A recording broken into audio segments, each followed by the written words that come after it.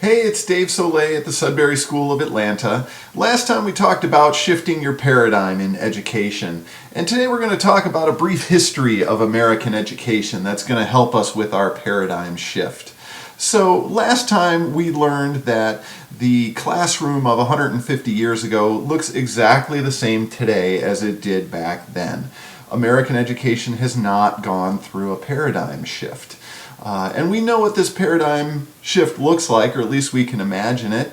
Here is an iPhone from today, and here's the technology they were using 150 years ago. It's really pretty silly to think about still using that old technology today when we have shifted our paradigm and really upgraded for today's world.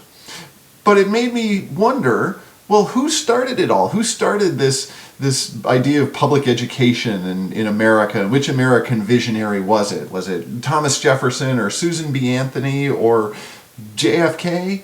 And actually, no, it wasn't any of them at all. It was this guy. He wasn't even American. His name was Frederick II. And he was the king of Prussia. Prussia was an empire that eventually became Germany after World War I. This was the mid-1700s, and he mandated education that taught the 3 R's, reading, writing, and arithmetic, as well as ethics, duty, discipline, and obedience. And what we learn about the Prussian model of education is that the purpose of the system was to instill loyalty to the crown and to train young men for the military and the bureaucracy. Now, that's all well and good, and there was a German philosopher named Johann Gottlieb Fichte who had a major impact on the Prussian system of education. And here's what he said: if you want to influence the student at all, you must do more than merely talk to him. You must fashion him, and fashion him in such a way that he simply cannot will otherwise than what you wish him to will. So this system of education was designed to tell people what to think. It wasn't teaching them how to think or how to be independent thinkers or to have their own thoughts. Here's a funny way to look at it. What did you learn at school today? Same as yesterday: obedience and conformity. That's the model of education that we're dealing with today. There was an American statesman named Horace Mann who visited Prussia in 1843 and lobbied in America for public schools. This is the system that he put forward.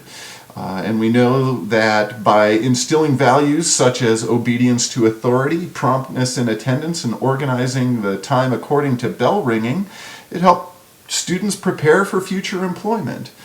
Again, this is all well and good for 1843, but what were the jobs that they were preparing for? What was future employment back then?